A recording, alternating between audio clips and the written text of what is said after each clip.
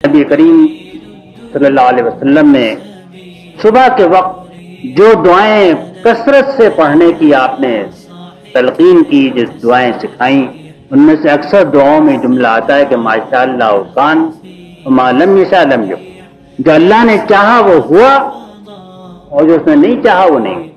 यही पहले हुआ है, यही आज है, यही आइंदा। जो वो चाहेगा वही होगा, जो वो नहीं चाहेगा वो नहीं होगा। वल्लाहु वला कुव्वता इल्ला बिल्लाह, किसी के पास कोई कुव्वत नहीं। अर्श जो है वो दुनिया में इख्तियारात और तदबीर का मरकज है।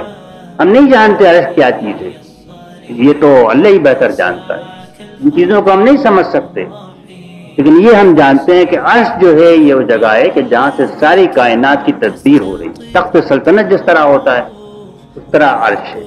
तो फरमाया है कि ला हौला वला कुव्वता इल्ला बिल्लाह जो है ये अर्श के खजानों में से खजाना।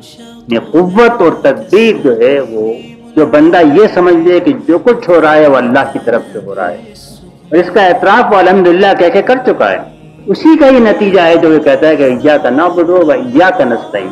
क्योंकि हर चीज अच्छी मिल रही है, सारी नेमतें उससे मिली हैं, परस्तिश भी उसी की है, मोहब्बत भी उसी की है, इताअत भी उसी। तो इख्तियार उसकी तरफ से है, सारे इख्तियारात उसके हैं।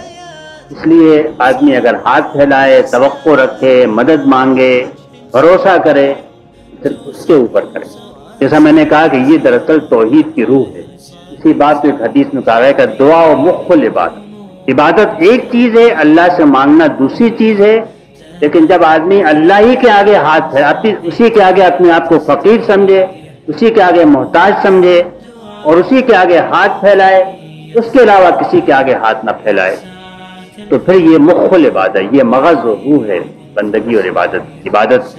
इबादत तो ज़ाहिरी सब कर सकते हैं, नमाज पढ़ सकते हैं, रोज़ा रख सकते हैं, हाथ बांध के खड़े हो सकते हैं, इताअत भी कर सकते हैं, लेकिन सिर्फ अल्लाह को कारसाज समझना, जिसको हमारे उलमा कहते हैं फाइल हकीकी और मुदब्बिर हकीकी। असल करने वाला फाइल और कोई नहीं है और तदबीर करने वाला कोई नहीं है और हुक्म किसी का नहीं चलता सिवाय अल्लाह के। उसी पर भरोसा, उसी से मांग।